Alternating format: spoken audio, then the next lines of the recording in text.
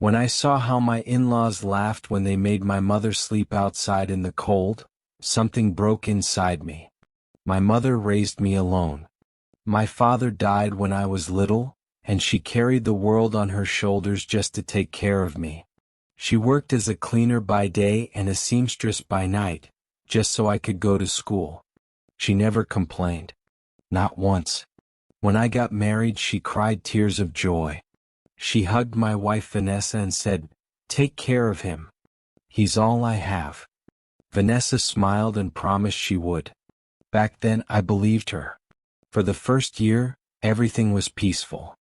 My mother would visit often, cook for us, help with the baby, sing lullabies in her soft, cracked voice. Vanessa said she loved her. But things changed the day Vanessa's parents moved in. Her parents were rich, proud, and obsessed with class. They didn't like my mother's worn clothes or the way she spoke softly in her village accent. Her mother once said to Vanessa, loud enough for my mother to hear, "Your mother-in-law smells like palm oil and old cloths. Maybe she should stay in the guest house next time." They laughed. My mother pretended not to hear. Soon little things began to happen. They stopped inviting her to eat at the main table. Her plate was always accidentally forgotten. When she spoke, Vanessa rolled her eyes. And slowly my mother started visiting less. One day she called me and said, "Son, I think I'll stay home for a while. I don't want to disturb anyone." Her voice broke when she said it. I knew something was wrong. Weeks passed. Then one evening it rained heavily, the kind of rain that shakes the roof. I was working late, but I decided to surprise my family and come home early. When I turned into the street, my headlights caught a figure sitting by the gate, drenched, shaking. My heart dropped. It was my mother. She was clutching a small bag. Her hair was soaked. Her lips were trembling.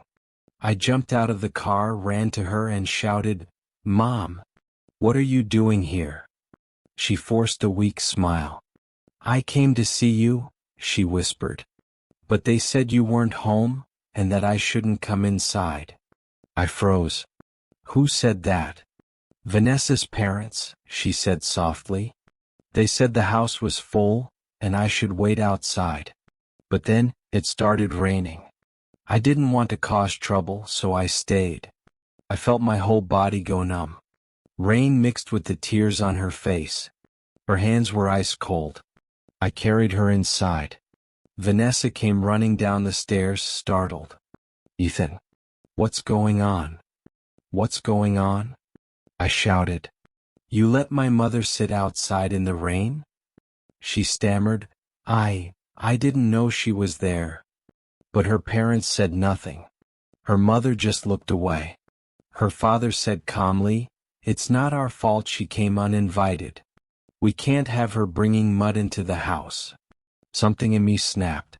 I looked at my mother, the woman who had scrubbed floors for me, now shaking and humiliated in her son's house. That night I took her to a hotel. I dried her clothes, got her food, and stayed by her side. She smiled weakly and said, "Don't be angry, son. Some hearts just don't know kindness." But I saw the pain in her eyes. And I knew. I couldn't let it end like that. Over the next month I became silent. Vanessa thought I had moved on. Her parents kept visiting, bragging, laughing, even mocking my mother again. But behind that silence I was preparing. Every property, every business investment, every car that I co-owned with them, I began to pull it back. Quietly. Vanessa's father and I had a joint project. I sold my shares. The house we lived in, refinanced under my mother's name. Even the cars and savings accounts, moved under a trust one created for her. They had no idea. Because pride blinds people. Then came the day of Vanessa's mother's birthday. They threw a big party, in my house. They invited friends, posted pictures online, calling it our daughter's mansion. They wore smiles so fake they glistened under the light. That was the night I decided to end it. The next morning I walked downstairs wearing a black suit. They were having breakfast, still laughing from the night before. Vanessa's father looked up and said, "Ethan, you missed a great party last night." I smiled slightly. "Oh, I know. I saw the pictures." He chuckled. "You should be proud.